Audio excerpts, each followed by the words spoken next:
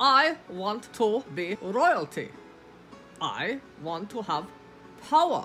So I'm learning about all of the monarchs in England, throughout history. It's the conquerors and the ones that inherited all of their wealth and glory. I guess I plan to do both. King William IV. He reigned from 1830 to 1837.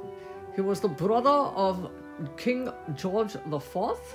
He was the uncle to Victoria, who later became the famous Queen Victoria. His daddy was King George III, the mad King George III, who reigned during the American Revolution. During William's reign, there were many reforms, such as the 1832 Reform Act. This act put an end to the so-called rotten boroughs. These were boroughs with small electorates that were dominated by a wealthy patron.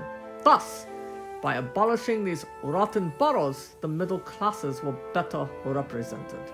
And goodness, when he died, he was survived by 8 children, but absolutely none of these children were legitimate. And so the throne was given to William's niece, Victoria. Queen Victoria. She reigned as Queen of the United Kingdom of Great Britain and Ireland from 1837 to 1901.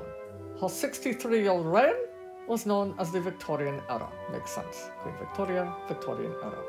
She had German roots. She succeeded her uncle, William IV, inheriting the throne in her late teens. Her father was Edward, Duke of Kent, and her mother was Victoria of Saxe-Coburg. She was subjected to the Kensington system under her mother and comptroller John Conway, who she basically detested because he was very strict. Didn't really get along too well with her mother either. She ended up marrying her first cousin, Albert, of Saxe-Coburg and Gotha. They had 9 children together, despite Victoria not exactly being a baby person. She referred to them as frogs or something. She really wasn't into it. And yet, she had 9 children. Victoria was generally popular, but that didn't mean that there weren't several disgruntled Englishmen standing by trying to take her out by assassination.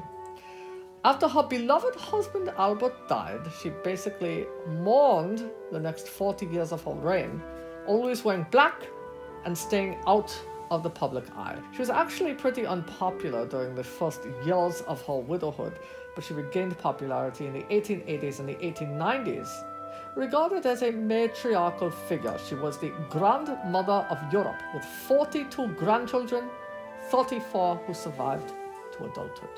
Victoria and her husband Albert were responsible for the flourishing of industry and science and politics and military change, and they helped to greatly expand the British Empire.